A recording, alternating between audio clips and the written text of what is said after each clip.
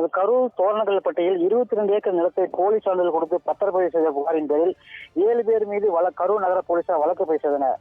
அந்த வழக்கு சிபிசிஐடிக்கு மாற்றப்பட்டு இந்த வழக்கில் முன்னாள் அமைச்சர் எம்.ஆர். விஜயபாஸ்கர் சிபிடிசி போலீசார் கடந்த 16ஆம் தேதி கைது செய்யப்பட்டார்.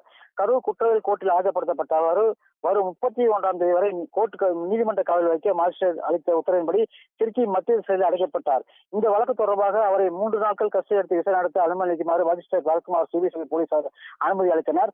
2 நாட்கள் மனுவிட்டு அனுமதி அளித்து மாஜிஸ்ட்ரேட் உத்தரவிட்டார். அதன்படி விஜயபாஸ்கரை போலீசார் கரூர் காந்தி கிராமம் தின்னப்பான சிபிசிஐ அழைத்து சென்று கடந்த 22ஆம் தேதி அழைத்து சென்று விசாரித்தனர். 2 நாள் விசாரணைக்கு பிறகு நேற்று கரூர் குற்றவியல் நீதிமன்ற எண் 1 பரத்குமார் முன்பு விஜயபாஸ்கர் சிபிசிஐடி ஆஜர்படுத்தினர். இந்நிலையில் கரூர் வாங்கல் காவல் நிலையத்தில் ஒரு குப்பிச்சிபாளைய சேர்ந்த பிரகாஷ் அளித்த புகாரின் அடிப்படையில் முன்னாள் அமைச்சர் விஜயபாஸ்கர் அவர் தம்பி சேகர் உட்பட 13 பேர் ஆள் கடத்தல், கொலை மிரட்டல் உட்பட 6 சட்டப்பிரிவின் கீழ் வழக்கு பதிவு செய்யப்பட்டது.